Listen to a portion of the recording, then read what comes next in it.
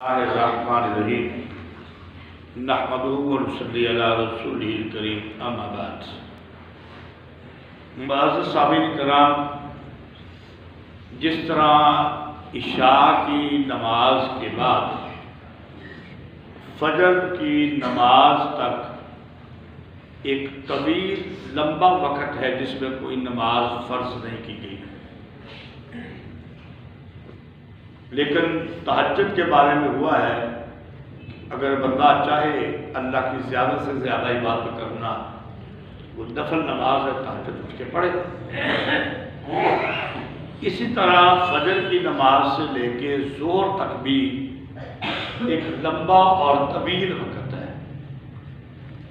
Number 2، اس میں یہ بات ہے کہ یہ جو فجر سے لے کے ظہر تک کا وقت ہے نا، یہ لوگوں کے کاروبار وغیرہ کی مشغولیت کا وقت ہے، اس لیے اس وقت میں بھی کوئی نماز فرض نہیں ہے۔ لیکن احادیث سے یہ بات معلوم ہوتی ہے، جیسے ابھی بیان ہوگا، کہ صلاۃ الضحیٰ کے نام پر، ضحیٰ کہتے ہیں جب دھوپ نکلتے ہیں، صلاۃ الضحیٰ کے نام پر 2 نمازیں اشراق اور چاشت یہ نفل رکھے گئے ہیں۔ جس کا دل ہو کہ اللہ کو زیادہ سے زیادہ راضی کرنا ہے وہ پڑھے۔ اور اشراق جو ہوتی ہے یہ سورج کے طلوع ہونے کے بعد 10.10 منٹ بعد، اور چاشت ہوتی ہے یہ جب ذرا خوب سورج چڑھ جاتا ہے نا، یعنی سورج کے نکلنے کے بعد 2-2.5 گھنٹے کے بعد کا وقت ہوتا ہے۔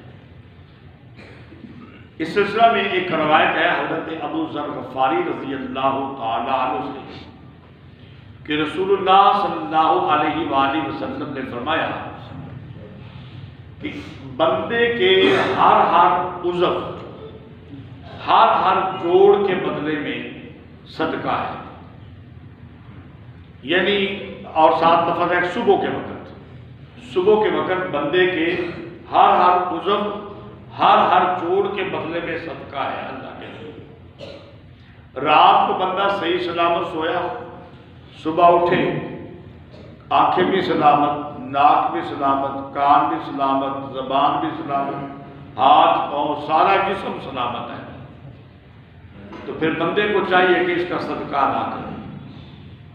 آگے فرمایا کہ تسبیح یعنی سبحان اللہ یہ بھی صدقہ ہے، تحمید یعنی الحمدللہ یہ بھی صدقہ ہے، تحلیل یعنی لا الہ الا اللہ یہ بھی صدقہ ہے، تکبیر یعنی اللہ اکبر یہ بھی صدقہ ہے، امر بالمعروف نیکی کا حکم کرنا یہ بھی صدقہ ہے، نہی عن المنکر برائی سے روکنا یہ بھی صدقہ ہے۔ آگے فرمایا اور اگر بندہ یہ کر لے کہ یہ سارے الفاظ کی بجائے یہ کر لے کہ 2 رکعت نماز چاشت کی ادا کر دے تو وہ سب کی طرف سے ہو جائے گا۔ بلکہ باقی بھی بتایا کہ وہ بھی ذکر صدقہ ہے، لیکن اگر 2 رکعت چاشت کی پڑھ لے تو پھر وہ سارے جسم کے اعضاء کی طرف سے صدقہ کیا ہو جائے گا؟ ادا ہو جائے گا۔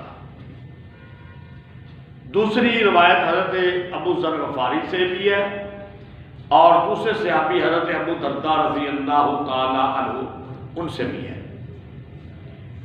وہ فرماتے ہیں کہ رسول اللہ صلی اللہ علیہ وسلم نے فرمایا کہ اللہ تعالیٰ فرماتا ہے، اور یہ بات شاید آپ کو یاد ہے کہ میں پہلے بیان کر چکا ہوں کہ جب پیارے پیغمبر یہ کہیں نا کہ یہ بات اللہ فرماتا ہے تو وہ حدیث قدسی ہوتی ہے، تو گویا کہ یہ حدیث قدسی ہے۔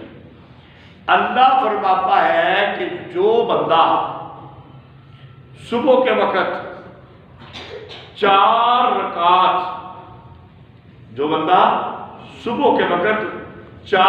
رکعت میرے لیے پڑھتا ہے، میرے لیے مجھے راضی کرنے کے لیے، میں شام تک اس کے لیے کفایت کر دوں گا، شام تک اس کو اس کا بدلہ ملتا رہے گا۔ شارحین نے لکھا ہے یہ 4 رکعت جو ہیں 2 رکعت ہیں اشراق کی اور 2 رکعت ہیں چاشت۔ اب یہ جو دونوں حدیثیں بیان ہوئی ہیں نا، اس میں چاشت کی 2 رکعتیں بیان ہوئی ہیں اور اشراق کی بھی 2 بیان ہوئی ہیں، لیکن انشاءاللہ العزیز کل بشرط صحت و زندگی مزید بیان ہوگا۔ 2 کم از کم ہے اور زیادہ سے زیادہ 8 تک بھی ہے، اس کے بارے میں انشاءاللہ احادیث کل بیان ہوگی۔ اگر اللہ نے زندگی دی، صحت ہوئی تو انشاءاللہ اللہ ہمیں عمل کی توفیق عطا فرمائے۔